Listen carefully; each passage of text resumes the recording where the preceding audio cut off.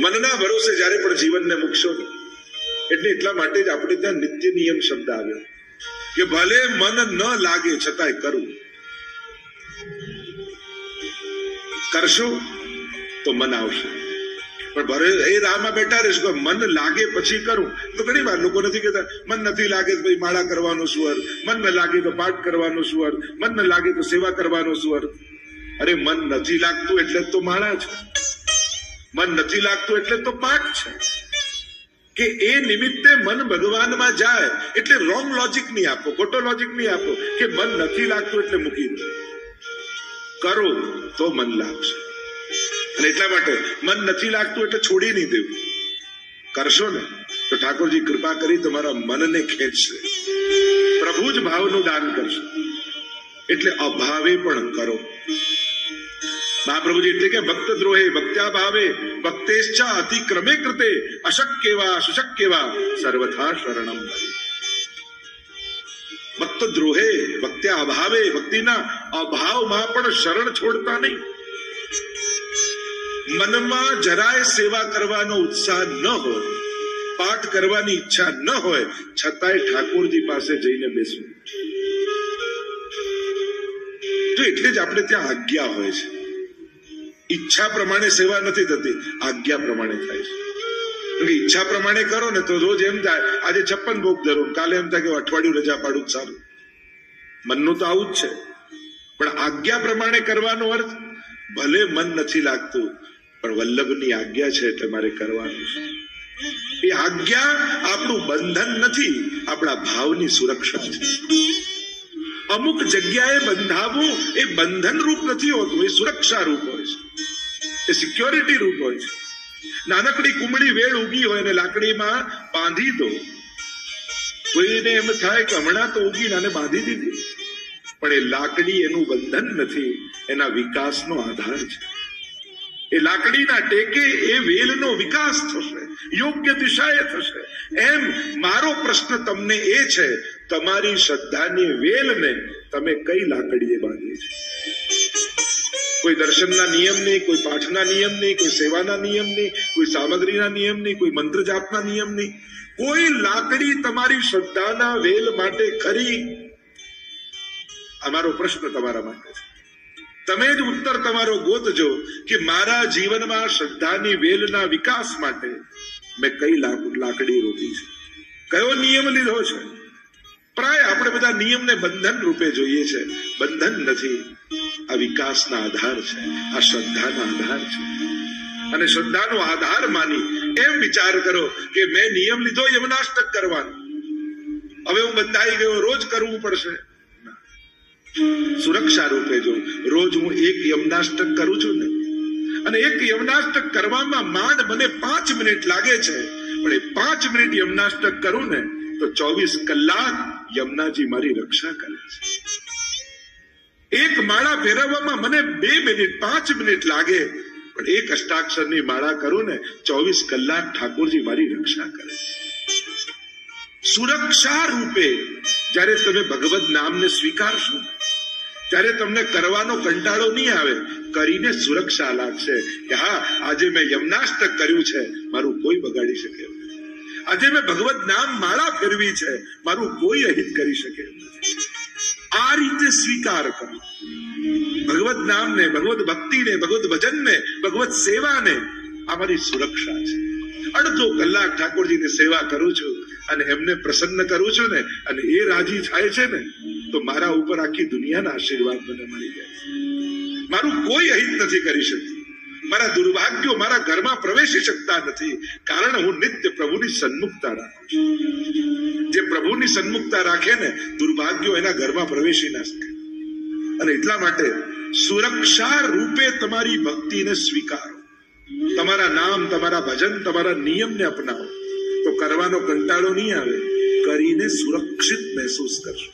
ઉલટાનું નહીં કર્યું હોય ત્યારે તમને એમ લાગશે આજે યમનાષ્ટક થયા નથી, ક્યાંક મારું મન વિપરીત દિશામાં ન જતું રહે. કારણ કે આજે મને બચાવનારું કોણ? રોજ તો એ ભગવત નામ મારી રક્ષા કરતું, આજે થયું નથી, આજે મારી રક્ષા કોણ કરશે? આ ભાવ થશે, કરીને સુરક્ષા લાગશે.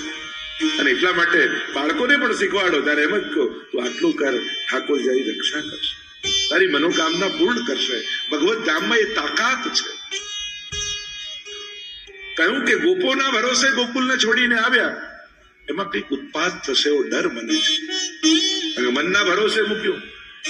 અને એટલા માટે મન તો એવા ઘોડા જેવું છે કે લગામ તમારા હાથમાં હોય તો તમે ઈચ્છો ત્યાં ઘોડો જાય, લગામ છૂટી જાય તો ઘોડો લઈ જાય ત્યાં તમારે જવું પડે. અત્યાર સુધી મન દોડાવે ત્યાં દોડી છે. મનની લગામ હાથમાં રાખો. આ મન જે આનંદ આપી શકે છે, અને મન એ જ પતનમાં પણ લઈ જઈ શકે છે. મન એવા મનુષ્યાણામ કારણમ બંધ મોક્ષયો. શાસ્ત્રએ કહ્યું મન જ બંધન અને મુક્તિનું કારણ છે. જો તાળાની ચાવી એક જ હોય, એનાથી જ ખુલે ને એનાથી જ બંધ થાય. મહત્વનું એ છે કે ફેરવો છો કઈ બાજુ. મન પણ એવું જ છે. મનને શેના માટે તમે ઉપયોગ કરો છો એ તેની ચંચળતા કેટલી કામની. અહીંયા બેઠા બેઠા 2 મિનિટમાં નાથ દ્વારામાં દર્શન કરીને પાછું આવી જાય. બોલો, અહીંયા બેઠા બેઠા ગિરિરાજજીના દર્શન કરીને આવી જાય. ન ટિકિટ કપાવી પડે ને ક્યાંય દોડાદોડી કરવી પડે. આ મનનો ફાયદો છે ને. એટલે ચંચળતા ખરાબ નથી જો દિશા સાચી હોય તો. બાકી હેલ્ધી મનનું લક્ષણ જ છે કે જે ચંચળ હોય. મનની વ્યાખ્યા શાસ્ત્રએ કરી, સંકલ્પ વિકલ્પાત્મક મન. જે સંકલ્પ ને વિકલ્પ કરે એનું નામ મન.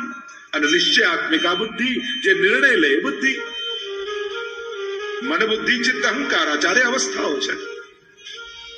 એટલે ચંચળતા ખરાબ નથી, એ જ તેનું સ્વાસ્થ્ય છે. અને સ્થિર મન તો 2 જણાનું હોય, કા કોઈ બહુ મોટો યોગી હોય એનું, કા ડિપ્રેશનમાં હોય એનું, જેને કોઈ ઈચ્છા જ ન જાગે. ઈચ્છાઓ જ મનનું સ્વાસ્થ્ય છે. પણ એ ઈચ્છાઓ મનોરથ બને એ લેવલ પર જો મનને લઈ જશો તો આ જ મન તમારા ઉદ્ધારનું કારણ થઈ જશે. આ ભાગવતજી તમને તમારા લેવલથી ઊંચું કરે. અત્યારે આપણું સ્તર કામનાઓના સ્તરમાં છે, પણ ભાગવતજી સાંભળશો તો કામનાઓમાંથી તમને ભાવનાઓમાં લઈ જશે. વિવિધ ભાવનાઓ બની જશે તમારી કામનાઓ. અત્યારે ભોગ દ્રષ્ટિ છે, પછી ભોગ ધરવાની દ્રષ્ટિ આવી જશે. અને કામનાઓ જયારે ભાવનાઓ બની જાય તો એ જ મન ઉદ્ધારનું કારણ બની જાય. આ ભાગવતજીનું બળ છે, ભાગવતજીના શબ્દોનો પ્રભાવ છે. જ્યાં વસુદેવજીને આમ કહ્યું, વસુદેવજીએ નંદ બાબાને, અને અહીંયા કંસે મોકલેલી પૂતનાએ પ્રવેશ કર્યો. સુખદેવજી વર્ણન કરતા બોલ્યા, કંસેન પ્રહિતા ઘોરા પૂતના બાલ ઘાતિની શિશુંશ્ચચાર નિઘ્નન્તિ પૂરગ્રામ પ્રજાદિષુ. કંસેન પ્રહિતા ઘોરા. કંસે મોકલેલી કેવી છે પૂતના? બાલ ઘાતી, બાળકોને મારનારી. ઘોરા, ઘોર છે, ક્રૂર છે. બાળકોને મારનારા એનાથી મોટો ક્રૂર કોણ હોય? પણ ગમે તેટલો કઠોર હૃદય વાળો વ્યક્તિ હોય, બાળક ઉપર તો એને દયા આવે. પોતાના સ્તનમાં વિષ લગાવીને આવી અને થયું કે કંસ કહેવા લાગી કે બસ જેટલા નવા જન્મ્યા બાળક હોય એને સ્તનપાન કરાવીને વિષપાન કરાવી એના પ્રાણો ખેંચીને લઈ આવીશ. કોઈ નવજાત બાળક વ્રજમાં રહેવા જ નહીં દઉં, એટલે તારો શત્રુ મરી જશે. મહાપ્રભુજી આજ્ઞા કરે. આ અવિદ્યા પૂતના છે. પૂતના એ અવિદ્યાનું પ્રતીક છે. અહીંયા જેટલા જેટલા વ્યક્તિઓ આવશે, એ પૂતના હોય, અગાસુર હોય, બકાસુર આદિ આદિ હોય, એ વ્યક્તિઓ નથી, એ માણસના મનમાં રહેલી વૃત્તિઓ છે. અને આ વૃત્તિઓને ભાગવત રૂપી ભગવાન મારશે. અને એટલા માટે જયારે જયારે કથા સાંભળો ને, અને એવી કથા આવે કે પૂતનાને મારી, એટલે આપણે એવો ભાવ કરવાનો કે આ કથા રૂપી ભગવાને મારી અંદર રહેલી અવિદ્યાને મારી દીધી. ભગવાને ધેનુકાસુરને માર્યો તો આપણે એવો ભાવ કરવાનો મારો દેહાધ્યાસ ભગવાને મારી નાખ્યો. અવિદ્યા રૂપ, અવિદ્યા એટલે મારું અને તારું. મહાપ્રભુજી કે પંચ પર્વ અવિદ્યા છે. 5 પર્વ વાળી છે. દેહાધ્યાસ, પ્રાણાધ્યાસ, ઇન્દ્રિયાધ્યાસ, અંતઃકરણાધ્યાસ અને સ્વરૂપ વિસ્મૃતિ. આ 5 અધ્યાસ વાળી પૂતના છે, અવિદ્યા છે. અવિદ્યાના 5 પર્વ કયા? એક દેહાધ્યાસ, દેહને જ સર્વોપરી જાણીને જીવવું. આ દેહ છે તો જ બધું છે, દેહ ગયું પછી કાંઈ નથી, જે છે મોજ મજા કરી લો, પછી તો મરી જ જવાનું છે. કેવલ દેહને કેન્દ્રમાં રાખીને જીવવું એ દેહાધ્યાસ. પ્રાણાધ્યાસ, યોગીઓને પ્રાણાધ્યાસ થાય. એમને એમ થાય કે પ્રાણાયામથી જ દુનિયા ચાલે છે, પણ ભૂલી જાય કે બાળક જન્મે ત્યારે એને શ્વાસ લેતા કોણ શીખવાડે? કોઈ એવું પ્રેક્ટિસ કરાવે છે બાળકને કે પહેલા એકવાર કુંભક કર, પછી રેચક કર, ને શ્વાસ અંદર લે, પછી છોડ, ને આવું પ્રેક્ટિસ આવે કે હવે લીધા કર. આ રીતે કોઈ શ્વાસ લેતા સહજ લે છે. એને કોણ શીખવાડે છે? એ શ્વાસ લે છે કે લેવાય છે? અમુક વસ્તુ આપણે કરતા નથી, એ થતી હોય છે. નહીં તો 10 પ્રાણાયામ કરવાનું કહીએ તો થાકી જાય. પણ જન્મે ત્યારથી શ્વાસ લે છે માણસ, ક્યારે થાક લાગે છે? કારણ કે લેતો નથી, આ તો લેવાઈ રહ્યું છે, જીવન ચાલી રહ્યું છે. પ્રાણાધ્યાસ, ઇન્દ્રિયાધ્યાસ, ઇન્દ્રિયોનો અધ્યાસ, એની લાલસામાં જીવો. અંતઃકરણાધ્યાસ, અને 5મું કયું? સ્વરૂપ વિસ્મૃતિ. પોતાના સ્વરૂપનું અજ્ઞાન. હું કોણ છું એ ભૂલી જશો તો મારે શું કરવું જોઈએ એનું પણ જ્ઞાન નહીં રહે. તમે પોતાની જાતને શું માનીને જીવો છો? શું એક સાધારણ મનુષ્ય? શું કેવલ એક સંબંધી? શું કેવલ એક વ્યાપારી? કે તમે તમારી જાતને મહાપ્રભુજી શીખવાડે છે કે તું હરિનો દાસ છે. આપણું જીવન કઈ વિચારધારાથી જીવવું જોઈએ? એક વૈષ્ણવ સેવકાનામ યથા લોકે વ્યવહાર પ્રસિદ્ધ. હું ઠાકોરજીનો દાસ છું. એટલે વ્યક્તિ બનીને, સંબંધી બનીને ન જીવો, હરિના દાસ બનીને જીવો. જીવનમાં શાંતિ આવે. જીવનમાં જાગતા પ્રશ્નો બધાને જાગે. અનેક પ્રકારના પ્રશ્નો જીવનમાં આવે, સારા, ખોટા, નબળા, પ્રબળ, અનેક પ્રકારના મૂંઝવણો ને પ્રશ્નો સામે આવે. વ્યક્તિ બનીને સમાધાન કાઢવા જશો ને તો અશાંતિ આવશે, પણ વૈષ્ણવ બનીને સમાધાન કાઢશો ને તો જીવનમાં શાંતિ આવશે. ગમે તેવી મૂંઝવણ જીવનની સામે આવી હોય ત્યારે વ્યક્તિ બનીને ન વિચાર, હું મહાપ્રભુજીનો સેવક છું, ઠાકોરજીનો દાસ છું. અને આવા સંજોગમાં એક વૈષ્ણવે શું કરવું જોઈએ? આવો પ્રશ્ન પોતાની જાતને કરો. વૈષ્ણવ શું કરે?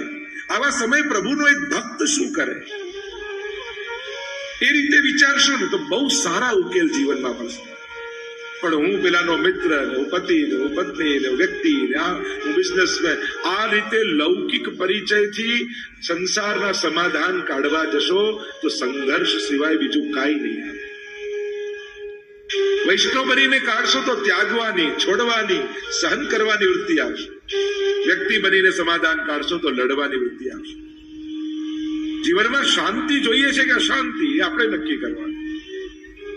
અને એટલા માટે પોતાના સ્વરૂપનું અજ્ઞાન એ બહુ મોટું અજ્ઞાન છે. હું કોણ છું? જયારે રામાયણમાં પણ, વાલ્મીકી રામાયણમાં પણ જયારે હનુમાનજી રામચંદ્રજીને મળ્યા અને રામચંદ્રજી આ પ્રશ્ન કર્યો કે કોણ છે? હનુમાનજી બહુ સુંદર ઉત્તર આપ્યો. દેહ બુદ્ધ્યા તુ દાસોહમ, જીવ બુદ્ધ્યા તદંશક, આત્મ બુદ્ધ્યા ત્વમેવાહ મિતિ મે નિશ્ચલામતિ. દેહ બુદ્ધિથી હું આપનો દાસ છું, જીવ બુદ્ધિથી આપનો અંશ છું, પણ આત્મ બુદ્ધિથી હું આપનું જ સ્વરૂપ છું. મહાપ્રભુજી આપણને સમજાવે છે તું હરિનો દાસ છું, સેવક છું, અને સેવક બનીને જીવ તો જીવનમાં શાંતિ આવે. અહીંયા પંચપર્વા વિદ્યા રૂપ પૂતનાએ ગોકુળમાં પ્રવેશ કર્યો. સુંદરીનું રૂપ લઈને આવી છે. જેટલા નવજાત શિશુ હતા મોકો ગોતે સ્તનપાન કરાવે ને પ્રાણોના કર્ષણ કરી લે. અને બાળકોના પ્રાણ લેતી લેતી પૂતના નંદાલયમાં પ્રવેશ કરે. અને એવું સુંદરીનું રૂપ છે કે જાણે યશોદાજીને તો એવું લાગ્યું ક્યાંકની રાણી આવી છે મારા લાલનના દર્શન કરવા માટે. પણ જ્યાં પૂતનાએ પ્રવેશ કર્યો નંદાલયમાં, એ સાથે ઠાકોરજીએ પોતાની આંખો બંધ કરી લીધી, નેત્રો બંધ કરી લીધા. અનેક અનેક અર્થો સંતો મહાત્મા આચાર્યોએ કર્યા કે પ્રભુએ નેત્રો કેમ બંધ કર્યા, એને દ્રષ્ટિ કેમ ના આપી. એક અર્થ તો એમ કર્યો કે આ બાલઘાતીની છે, આનું મુખ જોવા જેવું નથી. બીજો અર્થ એમ કર્યો કે પ્રભુ આંખ બંધ કરીને વિચાર કરે કે આ સ્તનપાન કરાવવા આવી તો મારી માં કેટલી, યશોદાજી, દેવકીજી, રોહિણીજી, તો શું આ ચોથી માં છે મારી? એક અર્થ એમ કર્યો કે આ તો પુષ્ટિ લીલા છે, અને પુષ્ટિ માર્ગનો એ નિયમ છે. ઠાકોરજી કહે કે અહીંયા ગુણ ગ્રહણ કરીશ પણ દોષોનું દર્શન નહીં કરવું. જીવના વિષ લગાવવું એ દોષ છે, સ્તનપાન કરાવવું એ ગુણ છે. ગુણ ગ્રહણ કરીશ, દોષ દર્શન નહીં કરવું. એટલે પ્રભુએ નેત્રો બંધ કર્યું. એક અર્થ એમ કર્યો કે ઠાકોરજી આંખ બંધ કરી મહાદેવજીને બોલાવે છે અને કહે છે કે હું તો માખણ મિશ્રી ખાવા ગોકુલ આવ્યો છું. વિષપાન કરવાનું કામ તો આપનું છે, આ પાઓ ને પીઓ. અનેક અનેક અર્થો કરે. આચાર ચરણાર્થ બતાવે કે પ્રભુની દ્રષ્ટિમાં જ્ઞાન છે અને પૂતના અવિદ્યા છે, અને જો જ્ઞાન રૂપી દ્રષ્ટિ અવિદ્યા પર પડે ને તો પૂતના ત્યાં જ ખતમ થઈ જાય. એટલે પૂતના વધની પછી લીલા ન થાય. એટલે ઠાકોરજીએ નેત્રો બંધ કરી લીધા. પણ મહત્વની વાત એ છે, એક વસ્તુ યાદ રાખજો, ઠાકોરજી દર્શન બધાને આપે છે પણ નજર બધાને આપતા નથી. રોજ હજારો લોકો નાથદ્વારામાં દર્શન કરતા હશે, પણ વિચાર કર્યો ક્યારે કે ઠાકોરજી કોની સામે જોતા હશે? પ્રભુ કોની સામે જોવે? પ્રભુને તો હજારો લોકો રોજ જોવે. પ્રભુ દર્શન બધાને આપે, નજર બધાને ના આપે. પ્રભુની દ્રષ્ટિમાં અમૃત છે. બને ને તો જયારે પણ શ્રીનાથજીના દર્શન કરવા જાઓ, ગમે તેટલી ભીડ હોય, અને તમને જો એમ ઈચ્છતા હો કે ઠાકોરજી મારી સામે જુએ, તેનો સરળ ઉપાય એ જ છે કે જ્યારે તમે ઠાકોરજીની સન્મુખ આવો ત્યારે તમારા મુખથી શ્રી વલ્લભ, શ્રી વલ્લભ, શ્રી વલ્લભ આવું બોલવાનું શરૂ કરી દેજો, તો હજારોમાં ઠાકોરજી તમને ગોતી અને તમારી સામે દ્રષ્ટિ કરશે. જેના મુખમાં શ્રી વલ્લભનું નામ છે, શ્રીનાથજી એ વ્યક્તિને ગોતી લે છે, એ વૈષ્ણવને ગોતી લે છે. એટલું પ્રિય નામ શ્રી વલ્લભનું મહાપ્રભુ ઠાકોરજી છે. પણ પ્રભુ દ્રષ્ટિ બધાને ના આપે, દર્શન બધાને આપે. દ્રષ્ટિ કોના ઉપર પડે? પ્રભુ કેવા જીવ ઉપર પડે? અને જે દિવસે પ્રભુની દ્રષ્ટિ તમારા પર પડે ને, એ દિવસે તમારી સર્વ મનોકામનાઓ પૂર્ણ થઈ જાય. એટલે ઘણા લોકો એમ કહે ને, આજે ઠાકોરજીએ મારી સામે જોયું. આપણે એમ કહીએ કે આપણું કાર્ય થાય ને, પ્રભુની કૃપા દ્રષ્ટિ પડી હો મારા ઉપર. આપણે એમ કહીએ જયારે આપણા મનોરથો પૂરા થાય. અને ભક્તો પણ ગાતા કહે છે ને, અમી ભરે નજરો રાખો મેવાડના શ્રીનાથજી. અમી ભરે નજરો રાખો મેવાડના શ્રીનાથજી. દર્શન આપો દુખડા કાપો, દર્શન આપો દુખડા કાપો મેવાડના શ્રીનાથજી. અમે ઘરેલી નજરો રાખો મેવાડના શ્રીનાથજી. હે પ્રભુ, તારી કૃપા દ્રષ્ટિ સદાય બનાવી રાખે. અમે અનેક દોષોથી ભરેલા છીએ, પણ દ્રષ્ટિ તો તારી અગ્નિ રૂપ છે. અનેક પાપના ઢગલાઓ ખડકાયા છે, તો તારી કૃપા દ્રષ્ટિ પડશે, સમસ્ત પાપો વળીને ખાશે. તારે ભરોસે જીવન બાકી રહ્યો શ્રીનાથજી. તારે ભરોસે જીવન બાકી રહ્યો શ્રીનાથજી. બની સુકાની પાર ઉતારો, બની સુકાની પાર ઉતારો મેવાડના શ્રીનાથજી. અમી ભરેલી નજરો રાખો મેવાડના શ્રીનાથજી. પૂતનાએ સુંદરીનું રૂપ લઈને પ્રવેશ કર્યો નંદાલયમાં. યશોદાજી જોઈને પ્રભાવિત થઈ ગયા. અરે ક્યાંકની રાણી લાગે છે. આવો આવો આવો સ્વાગત કરવા લાગ્યા. ગોદમાં લાલન છે. બાજુમાં આવીને બેસી ગઈ પૂતના. અલગ મલકની વાતો કરવા લાગી. અરે તારા લાલનના તો ખૂબ મેં વખાણ સાંભળ્યા છે. ત્રિલોકમાં સુંદર એવું તારું બાળક છે. એના દર્શન કરવા હું આવી છું. યશોદાજી તો એટલા રાજી થઈ ગયા. હા હા જરૂર અહીંયા બેસો. અને વાતે એવા વળગ્યા. અને વાત કરતા કરતા યશોદાજીને કઈ ગૃહ કાર્ય યાદ આવ્યું અને ઘરનું કામ યાદ આવ્યું. એટલે લાલનને લીધા અને પૂતનાની ગોદમાં આપી દીધા અને કહ્યું થોડી વાર સાચવજો ને, હમણાં મારું ગૃહ કાર્ય કરીને આવું છું. પૂતનાને તો જે મોકો જોઈતો હતો મળી ગયો. લાલન ગોદમાં છે. ચારે બાજુ નજર કરી, ક્યાંય કોઈ જોતું નથી અને પોતાના સ્તનપાન કરાવેલા. ભાગવતજીમાં કહ્યું દાતૃચિતામ તતોન્યમ કંબા દયાલુ શરણમ વ્રજે. પ્રભુ તો કેવા કૃપાળુ છે. વિષપાન કરાવનારી પૂતનાને પણ ભગવાને માની ગતિ આપી.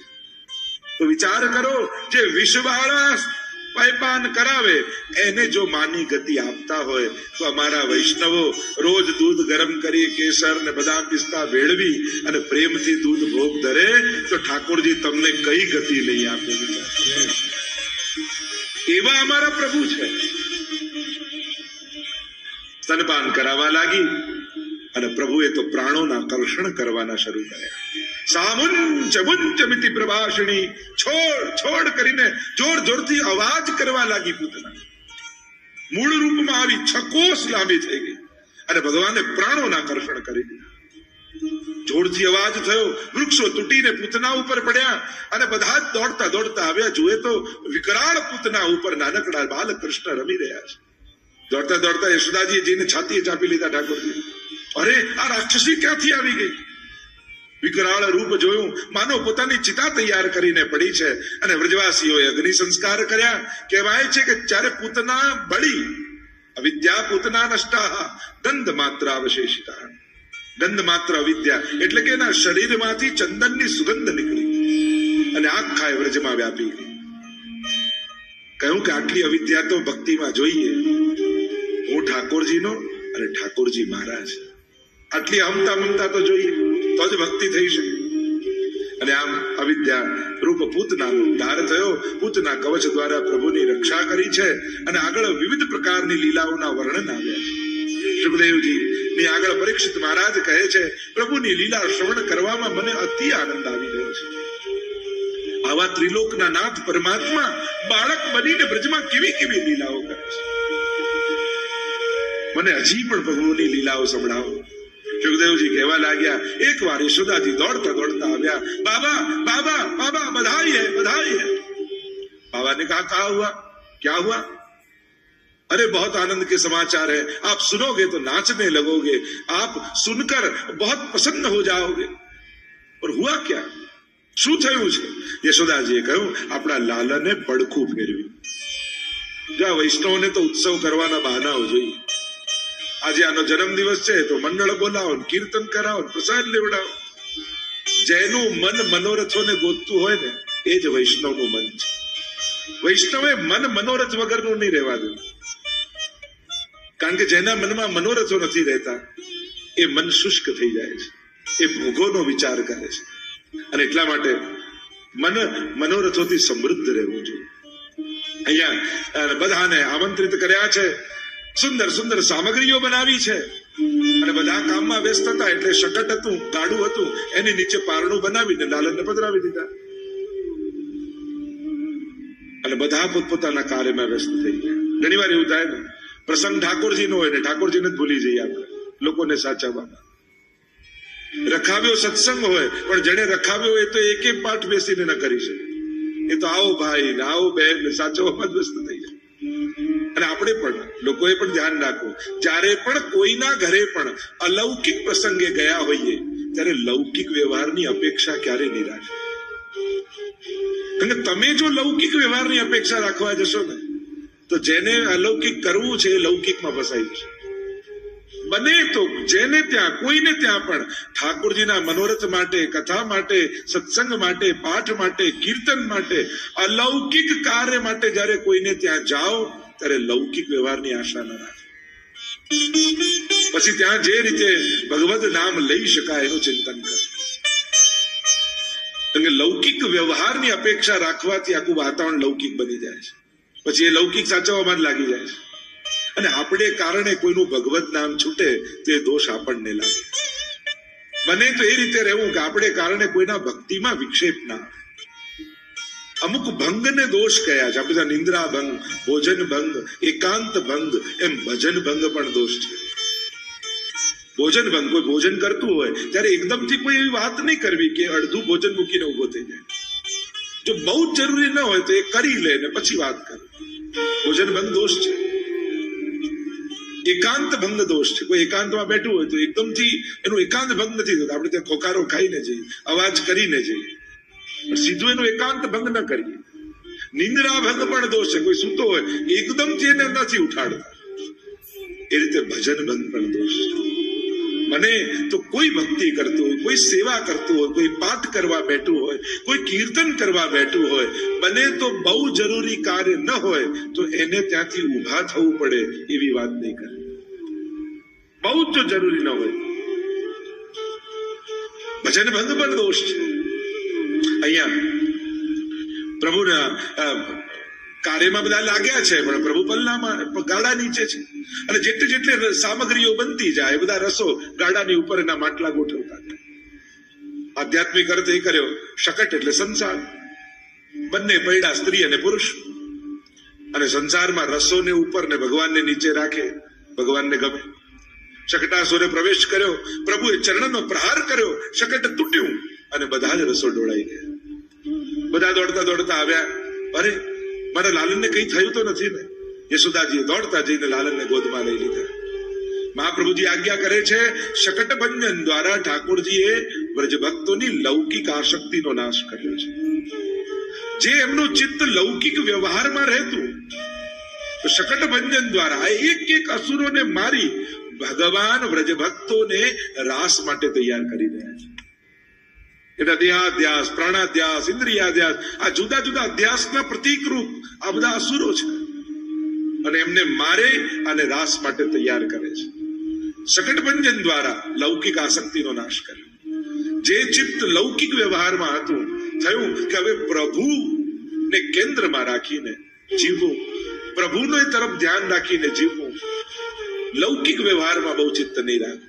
વ્યાવૃત્તોપી હરવ ચિત્તમ. ભલે સંસારમાં રહીએ, સંસારિક કાર્યો કરીએ, ચિત્ત હરી.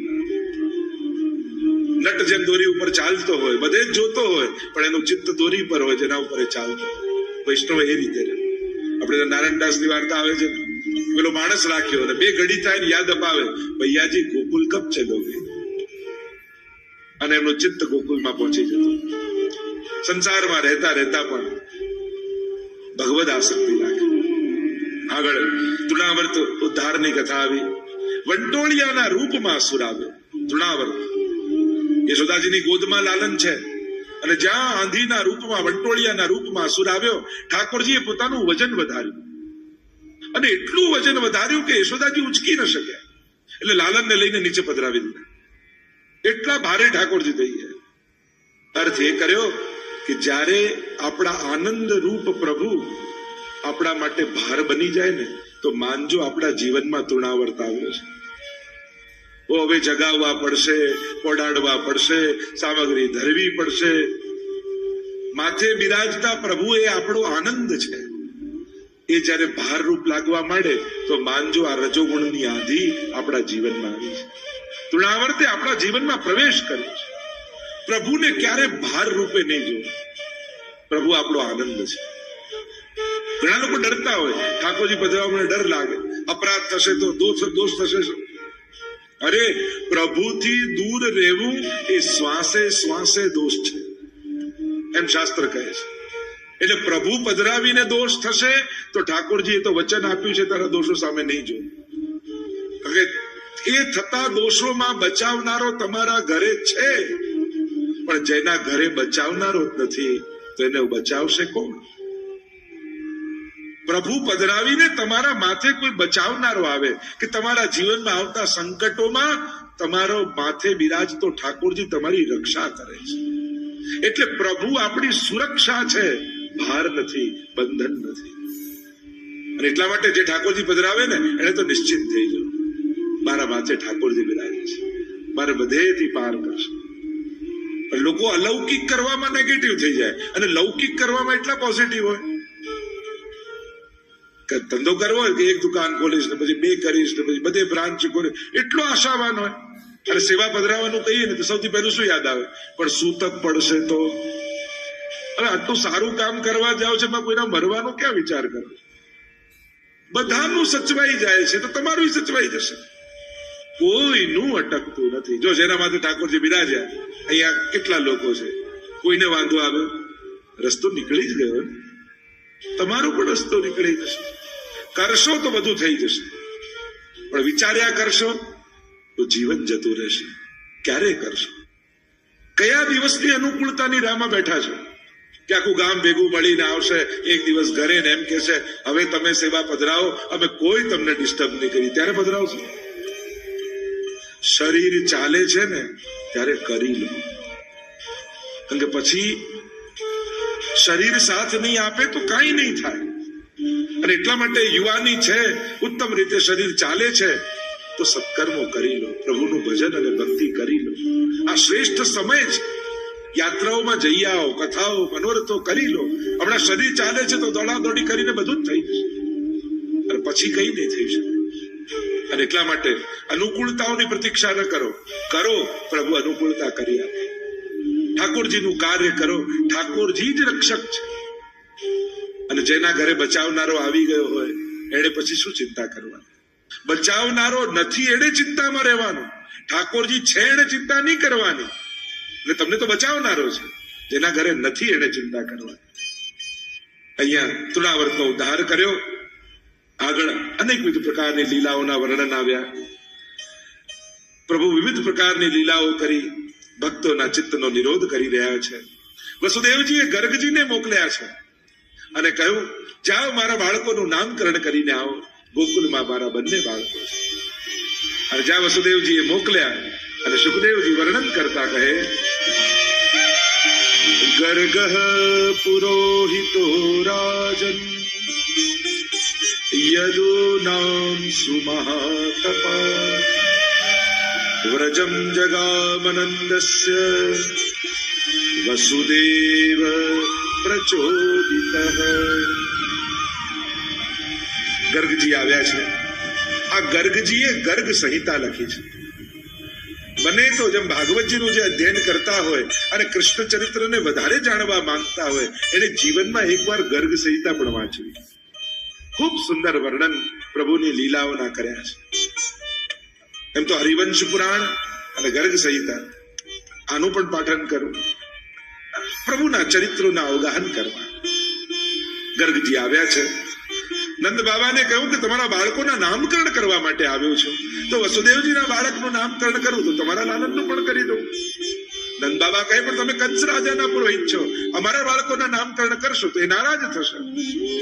ગર્ગજી કે કોઈને ખબર નહીં પડે તે નામકરણ કરીશું, ગૌશાળામાં જઈને આપણે કરીશું.